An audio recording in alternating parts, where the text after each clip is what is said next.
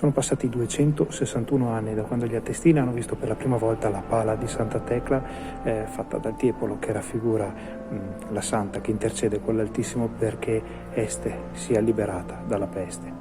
Oggi, a Natale 2020, nel bel mezzo della più importante pandemia dei tempi contemporanei, la santa torna a casa ed è uno spettacolo.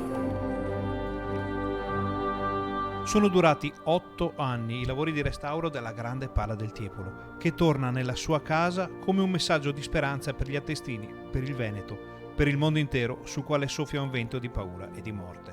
È un po' particolare che questa pala venga ricollocata in questo tempo. La pala ci parla dell'evento difficile e faticoso della peste del 1630, che ha colpito anche la città di Este, ma ci rimanda anche ai fatti attuali. Questa pandemia che tutti ci prende e ci rende molto in riflessione e anche molto in apprensione per la nostra salute. Il ritorno della pala rappresenta per la città un momento di grande impatto emotivo e spirituale e può diventare un monito per il futuro. È il momento giusto per ritrovare proprio Santa Tecla, che intercede per la liberazione della peste dalla città di Este.